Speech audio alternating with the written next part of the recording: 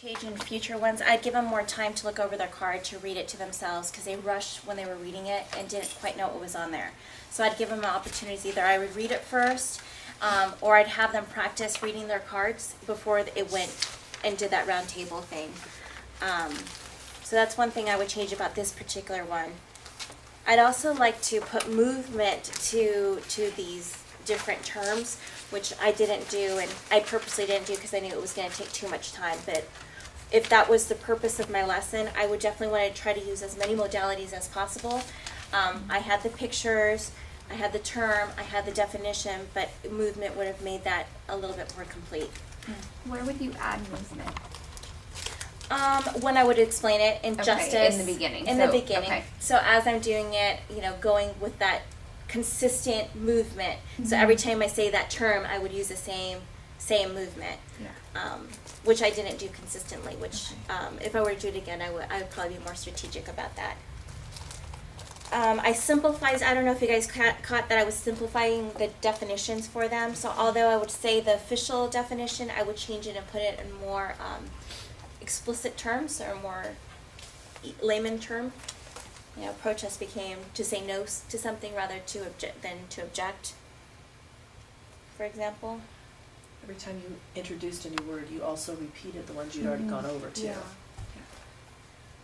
Helps them to remember and not forget. Got their, asked for the definition from them. It's checking, there's that checking for understanding before I moved on. And had I found that they weren't getting it, I would have just covered these up, and then we would just focus on the ones that they had. So that's why I like this too, that I can start eliminating things too, or just pull it out of the packet. Mm. The pictures were interesting. I liked the debates and justifications that they were having with the pictures, which is our Common Core thing, which I didn't know if they were going to do it or not, and they did it naturally. Mm. They had the 2 mistakes, and after I explained the pictures, they quickly figured it out. Mm-hmm. So that was that. Any ways you guys can think that could have been done better for your class, or how you're going to change it for your class?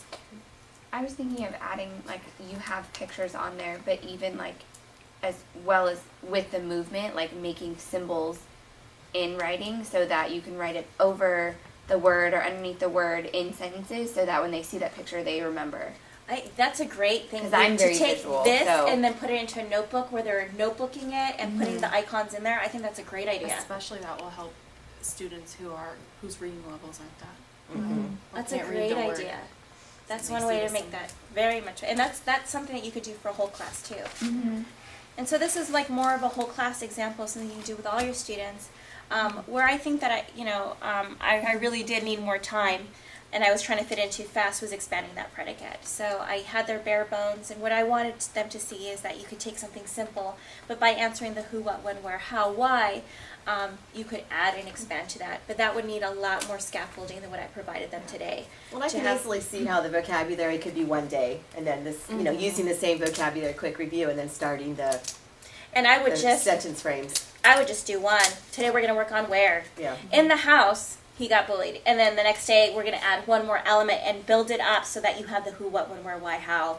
I basically crammed a whole week into 15 minutes. Yeah. So I definitely would slow down there and chunk it just to do one. And with your level 1s, would you just use, starting off, just use 1 or 2 of those, in a whole lesson? I would deal with more phonemic awareness, and then just the bare bones. Okay. They need to do the bare bones sentence. What is a sentence? You need it, starting with the noun and, and having a verb. Right. And so I would start very, very basic with them in that phonemic awareness, where here, my level 3s, they're emerging. They have the vocabulary. They have some kind of background. Now it's just building it. So you could tell there was 3 in my group that when I went that far, they're they didn't feel comfortable. Mm-hmm. 2 of them actually were like, okay, I want to try. Mm-hmm. But I definitely would slow that down and just do one at a time. I think for me, Denise, the biggest thing would be my biggest concern with myself is classroom management. I would love to see you start a whole group lesson and then transition to the ELD and, how you do handle the kids that maybe are off task or, for me, that's just the biggest challenge, especially some of my lower kids, even though they have differentiated work, just looking up and seeing them just sitting there or, knowing that I'm occupied with a small group. And that's where I would put in the must-dos and then the Maybe can-dos. and must-dos, mhm.